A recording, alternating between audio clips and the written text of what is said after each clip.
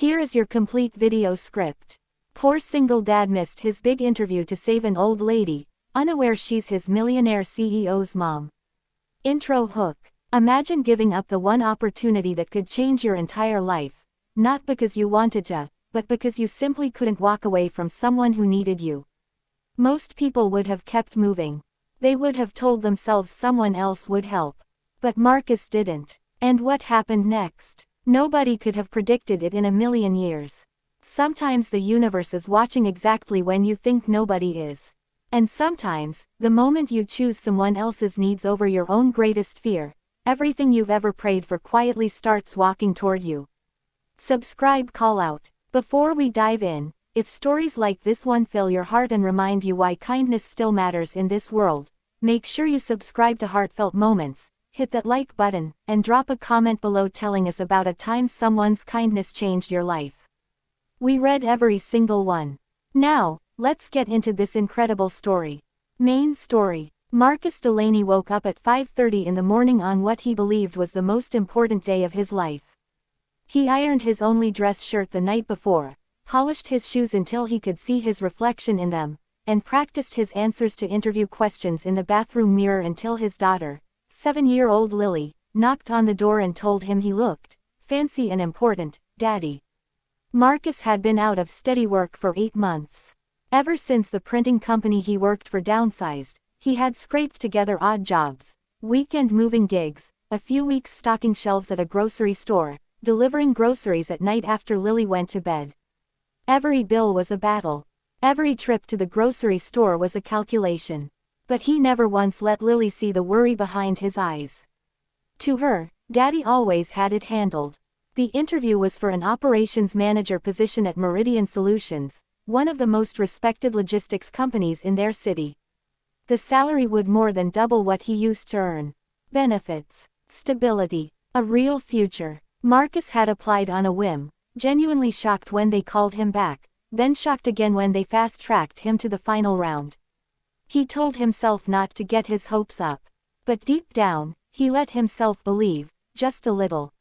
He dropped Lily at school, kissed her on the forehead, and told her he'd have good news by dinner time. He even promised her they'd celebrate with her favorite, chocolate chip pancakes for dinner. Rules be darned.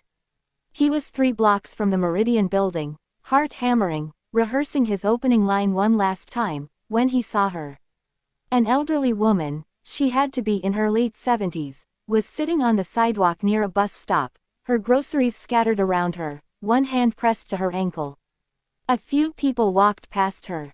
A couple of them glanced down and kept going. Marcus watched this happen for 3 full seconds. Then he stopped walking. He crouched beside her. "Ma'am, are you okay?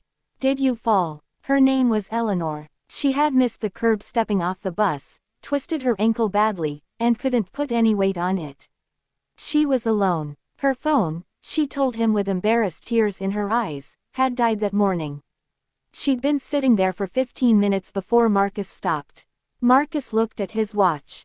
He had 22 minutes to make it to the interview. The Meridian building was a 6-minute walk. Eleanor needed more than 6 minutes. He didn't deliberate for long. He gathered her groceries, helped her slowly to her feet, and told her not to worry about a thing. He got her to a nearby pharmacy, helped her inside where it was cool, found her a chair, and asked the pharmacist to bring an ice pack. Then he borrowed a phone charger from behind the counter, charged Eleanor's phone just enough to make a call, and helped her reach her daughter. While they waited, Eleanor talked. She talked about her late husband of 51 years. About her garden. About how the city had changed. Marcus listened. Really listened. Not checking his watch every 30 seconds. Not visibly anxious. Just present. Just kind. By the time Eleanor's daughter arrived and Eleanor was safely taken care of, Marcus had missed his interview window by 40 minutes. He sat outside the pharmacy on a bench and let out a long, slow breath.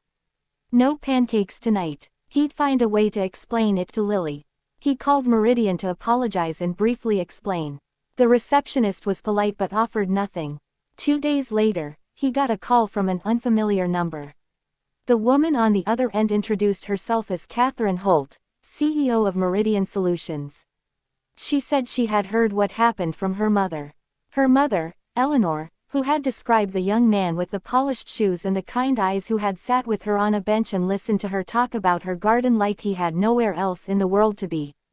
Catherine asked if Marcus would come in, not for an interview, but to talk. That conversation lasted 2 hours. By the end of it, Marcus didn't just have the operations manager job.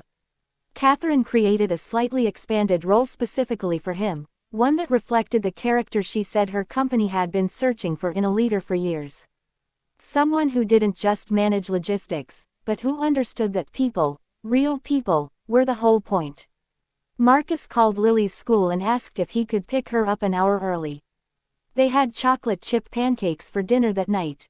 And Marcus told his daughter the whole story, every word of it, because he wanted her to understand something she was going to carry with her for the rest of her life. He told her that when you choose kindness even when it costs you something, you're not losing anything that was ever really yours to lose. You're just making room for something better to find you. Closing. Kindness is never wasted. It doesn't always come back to you in a bow-tied package the very next day, but it always, always, matters. It matters to the person on the sidewalk. It matters to the daughter watching her father. And sometimes, it quietly rewrites the entire story of your life. So today, be the person who stops. Be the Marcus in someone else's story. You have no idea who's watching, or whose mother you might just be helping home. Thank you for watching Heartfelt Moments. Share this story with someone who needs a reminder today that kindness still wins.